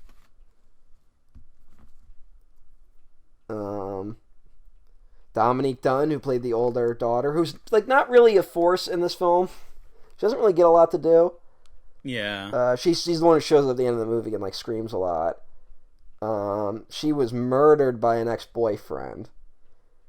And the story that goes with that is she was practicing lines for, I forget what movie. She was supposed to be an upcoming movie, so she had someone over who they were doing lines together. Like, not like drug lines, I mean like screenplay lines. And then her ex-boyfriend came over and she went out to confront him. And that whatever fight broke out, whatever happened that led to her murder, the person she was with didn't hear it because he was listening to the Poltergeist soundtrack to drown out their arguing. Which I don't know if that's actually true. That's just the story you hear, you know? Mm-hmm. It sounds a lot more unfortunate that maybe the person heard exactly what was happening and didn't go out there. Which, you know, happens in life. Yeah. We're going to end on a real downer. I apologize, everyone. The other is that, like, 2 of the people involved in Poltergeist 2, like, died shortly after making it. Like, Will Sampson died, like, right after filming it. Will Sampson, who you might know from One Flew Over the Cuckoo's Nest. He was Chief. Oh, yeah, yeah. And so he plays, like, that's a weird one where he's, like, kind of like a mystical Indian figure in that movie. But, like, there isn't, like, Indian magic in it, really. And then the guy who played the crazy cult leader also died, like, before that movie even came out. But that's one where it was, like, he was diagnosed with cancer, like, before filming even began. Oh, okay, so, like, okay. So, like, everyone filming it, like, knew this was going to be his last movie. And that guy gives a crazy good performance in it. Like, he's, like, the reason to see Poltergeist 2. And there's not much else. There's reason to watch it. But the other story is that this is where it gets weird, because I've heard both versions where there were corpses, there were like bodies on the sets of these movies. Some people say it was the first film in that pool scene. Other people say it was in the second film, where they found out later that it was actual dead bodies that were used. Do you know that one? I do know that, and apparently it is supposed to be, like, I've heard it that it was the first film, in the pool scene with the dead bodies coming around Jo Beth Williams when she's in the pool. Yeah. But I did not hear about it possibly being the second film. I remember, this is going to be, so do not trust anything I'm about to say. But I remember watching one of those documentaries about, like, the Poltergeist Curse, which, like, you're interested in when you're, like, 12. But as an adult, like, you kind of understand how it's, like, really kind of exploitive and shit like that. But they interviewed like the whole cast, and they all kind of talked about like weird shit that happened to them. And from what I remember, I think Craig T. Nelson said it, that it was the set of Poltergeist 2 that had the real bodies, and that there were all these like problems while filming. And according to him, I think, I could be totally wrong, Will Sampson was the one who said that he felt something negative coming from the bodies, and that's when they realized they were real dead bodies. And that Will Sampson like did something on the set to like purge evil spirits. Now Will Sampson is not around to tell his side of the story. So who knows that, cuz like, you know, that's where you're getting into like Indian mysticism and stuff like that. Yeah, we're not trying to be Stephen King or anything. Yeah, exactly. And so I don't want to go into like too much of that, but that was something that was happening. And I do know for a fact Craig T. Nelson told a story about going to visit Will Sampson's grave, and there was like talking to him, and he said that there was crickets at the moment he like addressed Will Sampson, like trying to talk to him, like, you know, like how some people do at graves. Mm-hmm. That all the crickets went silent. That was his big story. Oh. Ooh. Spooky. Spooky. And of course the other really tragic one is that the production of Poltergeist 3 was like really difficult. And including like, I think they like blew up a set or something while filming it. Like there was like one fire. There's like a scene that's on fire, and like filming it, like it went out of control, and like they almost lost like all the camera equipment. Oh shit. Who directed? Let me hold on. Poltergeist 3 was directed by Gary Sherman, who did the underrated Deathline and Dead and Buried, which are two movies I really like. Now, I've heard Poltergeist 3, I know you're going to get into some serious stuff for now, but I've heard Poltergeist 3 is actually very good. Like, it just got a re-release from, like, Shout Factory, I think, or Scream Factory. I have not seen it since I was a child. Okay. I basically, just lately I've been hearing that it's kind of an Alien 3 situation, where the hubbub around it is kind of more like noted than the actual like film itself. Yeah, so. I think the problem with it is you can tell that they had to work around a lot of the problems, which one of the big problems is that the young actress Heather O'Rourke died in the last weeks of production. Which, from what I understand, she was diagnosed with Crohn's disease, and there was something else wrong that was probably like that. I'm not sure if she actually had Crohn's disease or if it was this other problem that caused a bowel obstruction, which can kill you if you have a bowel obstruction. And that's what happened with her. And she also doesn't look very, like, 'cause she was being, I have Crohn's disease, and the medication you have to take, especially in the early stages, will fuck your body up. Like, it's just, you have to take immunosuppressive drugs, you have to be put on a lot of steroids probably, and so her face looks like very puffy in that. And then there's like very much a part in the movie where you can tell they had more for her to do, and then her character just disappears from the movie. And so you could tell they had to work around it. Oh. But it's, it's very tragic. She was 12 years old. God, that's heartbreaking. Which is insane. And it's one of those things where it's like, that's what, if there's any lesson to take away from it, it's not that this fucking film set was cursed, but it's like, always get a second opinion. And according to the legend of this girl, like the stories people talk about her, is that she was always she was very helpful and very kind to a fault where she wouldn't want to talk about her problems. Because, she's a kid, she's on a film set, she's having fun. And like according to the mother, the story I heard is that like when she was like the day of her death, she was having problems and like was trying to like force her mother to let her go to school because she was like, no, I'm fine.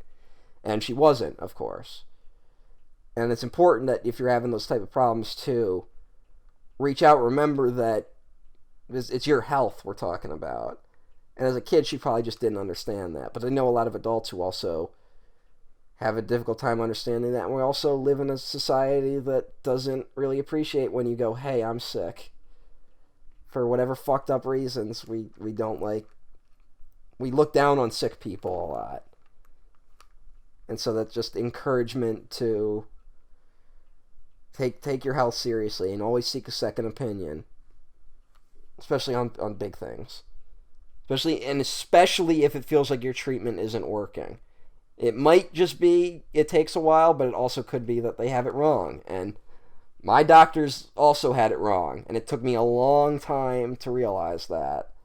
So... Poltergeist.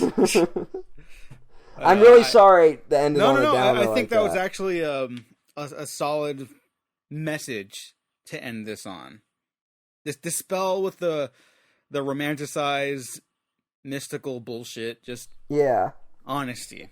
Yeah, well, it's also why, I mean, I think that's the strength of this movie, is that it treats itself very seriously in a way that these other bullshit, based on a true story, haunted house movies never do. And those movies are always exploiting something where if you look into it, they're always exploiting, like, con artists or people who had, like, mental or physical health problems that were, like, treated as ghost situations. And when you have these people that just cash in on these ghost stories that aren't true, it's really infuriating, because there are human beings at the heart of it that are usually being exploited. And that's why I have a moral problem with movies that claim to be based on true stories that are not. A lot of movies I could mention. Yeah, a lot of them. What's my favorite one? Hold on. I'm kind of gonna dunk on a guy when he's down, which isn't fair. Oh, I know what you're gonna say now. Yeah, I know. You know what I'm gonna say. But Deliver Us from Evil, the Scott Derrickson film, might be my least favorite example of this. Because first of all, Scott Derrickson did another film based on a true story called The Exorcism of Emily Rose, which tries to have its cake and eat it too, where it's like, hey, it's based on a true story, but we're never gonna figure out if she really was, if she really was possessed by a demon, which she was not, because demons aren't real, or if it was like a health case that turned into like an unfortunate girl's death. Like, it tries to ride that line. I feel like it leans too much into the supernatural there, where it's like, it has a smart idea where both options are terrifying, you know? Mm-hmm. Like, it really being a demon is scary, because then, oh, holy shit, demons are real. But then also, if it wasn't, then the belief in demons got that girl killed, which is just as scary. And then he does this fucking movie, Deliver Us from Evil, which is like, even if you look in the true story, it is not even close to being based on anything real. They took like 7 different stories and like strung them together, some of which are true, some of which are completely fictional. And he tried to make like a buddy cop horror film. And he also basically said that, like, hey, that movie made $87 million and it wouldn't have done that if it hadn't have said based on a true story on the poster. And, you know, that bugs me. And I think it should bug more people, frankly. Because movies are movies. They're not real. Like, it'd be like if Spielberg, like, tried to make a movie out of that actual case and tried to present it as, like, a real thing. And it's like, that's gross, man. I think there's an ethical problem there that needs to be brought up more. And it's kind of shocking that you, of all people, are the only one that kind of brings it up. Yeah, well, now, and I think I'm more vocal about it now, because now Ed and Lorraine Warren have been, like, deified as, like, actual, like, scientists. And it's like they were very much not that. Mm-hmm. And, I mean, just read about the Amity case. I mean, just, I'm not going to say anything. Just, like, read. Like, do the bare minimum of research. And, like, that's the just, and I mean, I'm being a bit of a dick here, because that's the justification a lot of these filmmakers go in with. Like, it's like, hey, you know, if you want to know the true story, look it up. And it's like, you're not playing, you know, you're not changing a true story for dramatic tension. You are doing things that you, on some level, have to know isn't true, and presenting them as fact. And that's where I have a problem with it. So I'm not upset about Sam Raimi now directing Doctor Strange 2. They're here. Well, Matt, thanks for joining me on this episode of Poltergeist, the one episode of Happy Amblin that will not star Adam Sandler or be directed by Steven Spielberg. Well, no, there will be one more. Oh, I actually don't remember which one, so I'm going to leave that as a surprise. All I need to say is you will remember that they are good enough. Yeah, I don't. Someone out there got it. All right. Well, I'll see eventually. Yep. Matt, where can the people find you? If you want more complete downers and self-righteous ramblings like I just ended this episode with, follow me at EmperorOTN1 at twitter.com. By the way, I looked up your old Twitter account at EmperorOTN. That's suspended. Do you want to talk about that, or? No, it's not suspended. I don't know what's happening. Oh, okay. Well, All right, let me say what happened.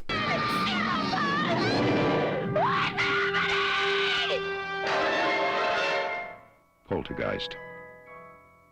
It knows what scares you.